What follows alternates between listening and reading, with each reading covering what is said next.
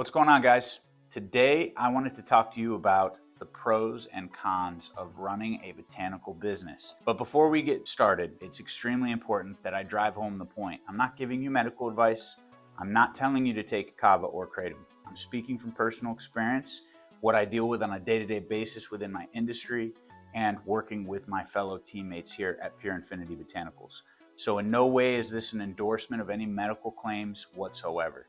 The pros and cons of working in the botanical business, we'll start off with the positives and then we'll go with the negatives, and I might bounce a little bit back and forth. Starting off with the first positive attribute of working for a botanical company, I have never had this much passion about anything that I sell. I love kava and kratom. I've been using it and a part of the community for about 11 years, and I've watched it transform many people's lives for the better. I've also seen many people who were able to quit opiates or alcohol, improve the caliber of their life with kava or kratom. Again, I'm not saying that's for you, but when we talk about why I do what I do, number one pro of working in this industry is passion. In the past, I've worked in logistics. I've also been a tobacco salesperson, and I found a way to be passionate about those things as well. But I truly do believe that kava and kratom for many people can be the lesser of many evils. Another reason why I love working in the botanical business, or a pro, if you will, is that I personally use these products. So it makes my life a lot easier to speak on behalf of the products that I sell to these business owners across the country because I use them. So I know how they affect me, I know what they might be used for beneficially, and I know how to avoid abusing these substances. So my personal use is another really big pro of working in this industry. In the past, as a logistics broker, I did an awesome job. I loved what I did, but I didn't drive trucks. I didn't own trucks. I just dealt a lot with truck drivers, shippers, and receivers. So the passion really wasn't there. Another really amazing thing about working in the botanical space is all of the cool people that I get to meet.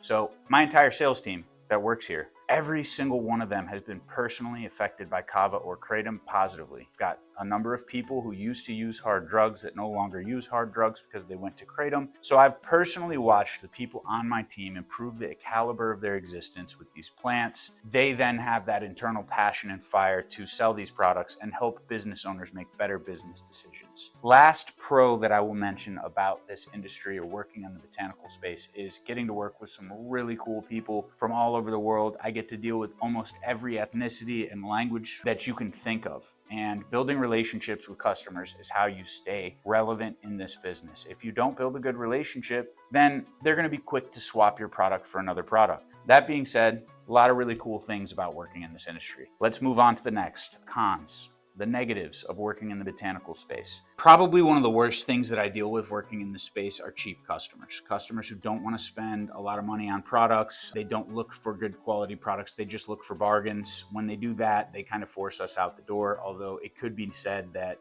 the cheap customers aren't really our best customers. Our best customers are usually the ones who care about quality. They may use kava or kratom themselves, and they want to feel safe and secure in selling products that they know are trustworthy. So cheap customers. Another thing that is a con about working in the botanical space, as you guys notice, I start every video off with a disclaimer. The FDA does not look kindly on kava or kratom.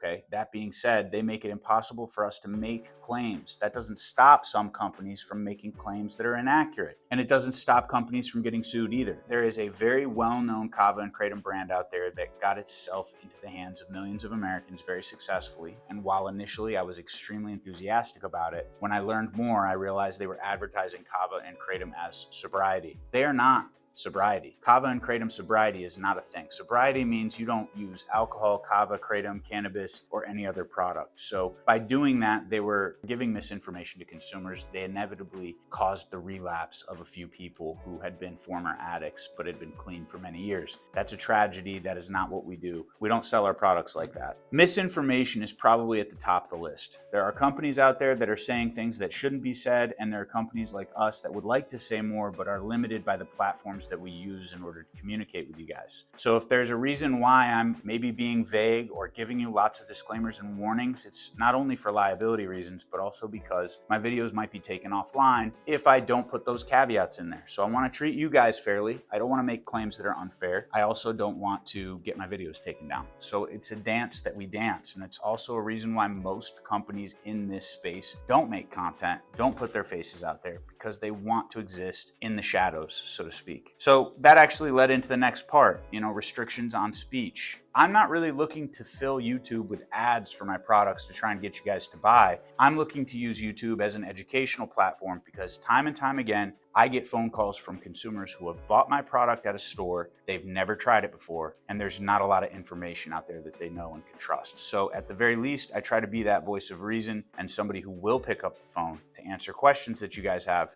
And as always, I encourage you to leave comments, ask questions in these chats down below. I'm restricted on the things that I can say. I can't use hashtags. I can't even show the word kratom on Instagram or my posts will get taken down. I'm not allowed to use those platforms to boost my posts. I can't even pay them money to make my posts more transparent or widely distributed. So I understand why some of these restrictions are there, but in effect, those restrictions make it a lot harder for people to get the information they need in order to interact with these plants safely. Lastly, if I was going to say one more negative here, crappy competitors. There's competitors that I speak very highly of on this channel. Club 13, 1836 being two of them. They care about the quality of the products that they put out there. They're not a cheap brand, but they're not overly charged. They're really good people to share the space with. But there are far too many competitors in the space that don't care about quality. They are just in it for money. So when you guys hear me talk about my personal use of kava and kratom, if you're buying your products from another company and there is no spokesperson you can see talking about how they use it, chances are they don't use the product that they sell. Chances are they probably don't trust the product that they sell. The best thing that can happen to the industry right now is the KCPA, the Kratom Consumer Protection Act. It's in about 18 states. We need every state on board. So if you're a kratom consumer and you're in the state of North Carolina, now's your time to shine. Find out how you can advocate for the American Kratom Association and try and get these bills passed, because they kick the crap competitors out. They make us operate by standardized guidelines to protect kratom consumers at the end of the day, which is what we're in it for. So as always, guys, thank you so much for watching the video. Again, none of this was medical advice. None of this is me encouraging you to use these plants in any way, although I use them, and I really want you guys to leave a comment down below, ask me questions, or just show some love. Thank you so much. Take care.